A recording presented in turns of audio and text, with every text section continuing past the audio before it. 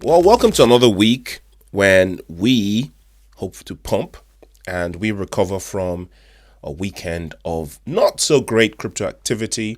I'm happy to see 22 there in the fear and greed index, indicating that we've moved away from extreme fear and we're starting to get back into the feel of things. The bull market is returning.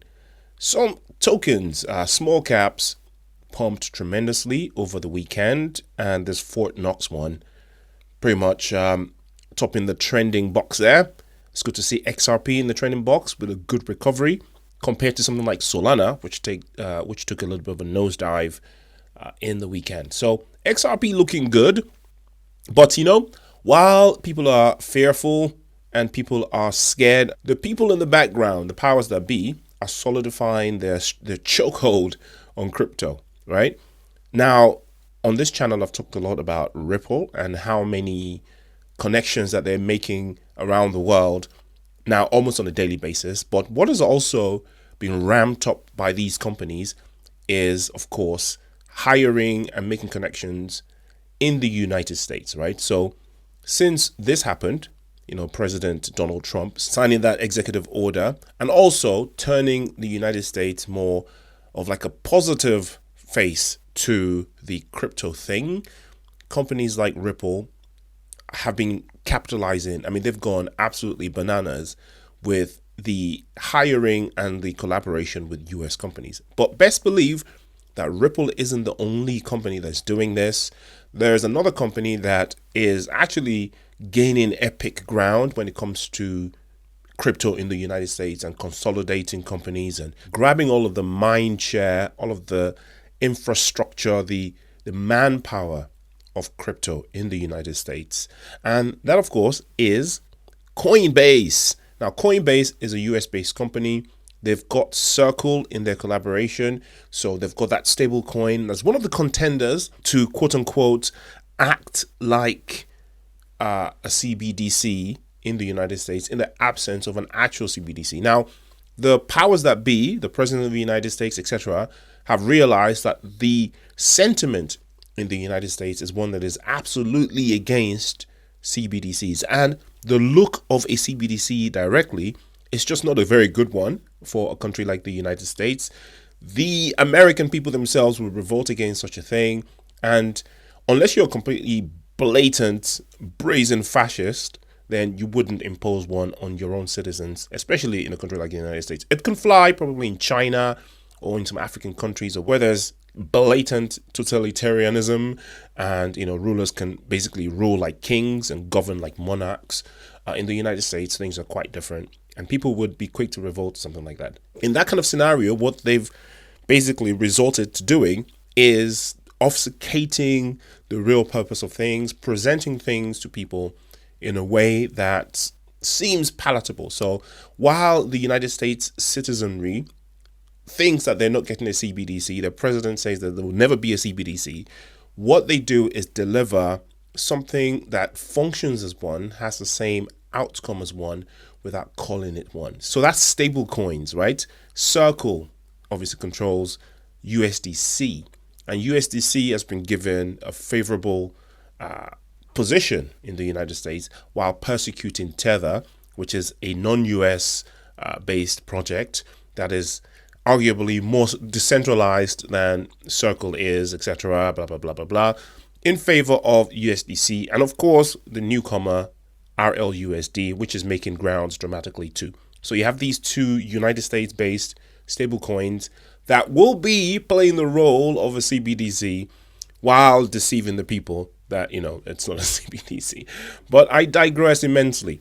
So this article claims that as of March 17th, 2025, they are now providing crypto custody and trading services for 145 US government institutions and 29 international bodies. This makes a notable milestone in the mainstream adoption of cryptocurrencies.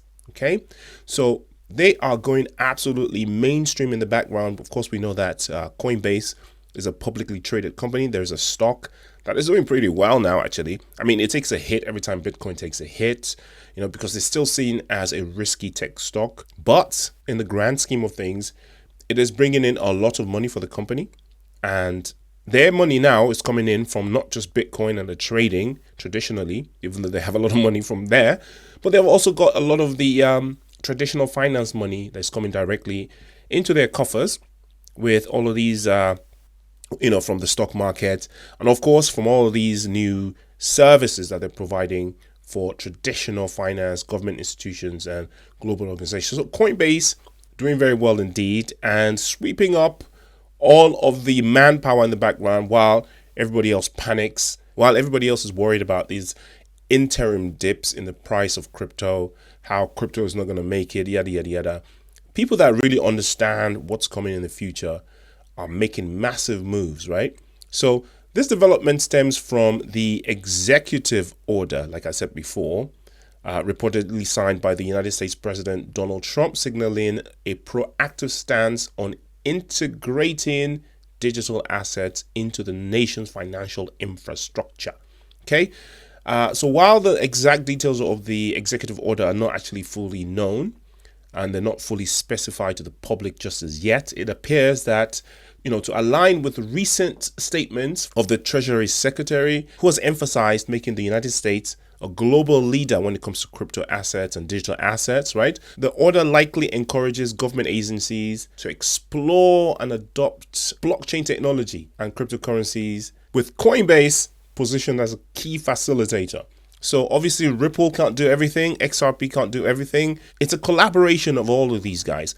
Like Brad Gallinghouse has been talking about, collaboration, cooperation, working together, rather than completely replacing the existing system. So whether it be Swift, whether it be Coinbase, whether it be, whatever the traditional organizations are, rather than just taking them out completely, we're talking about integrating some of these functions together, plugging the holes, connecting together to drive innovation forward as a cooperative.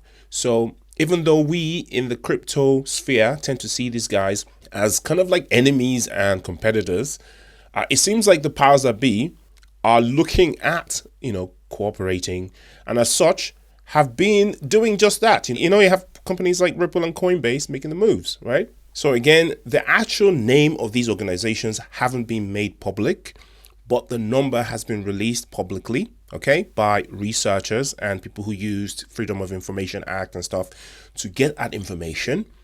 It is also known that at least 29 to 30 international institutions are also involved.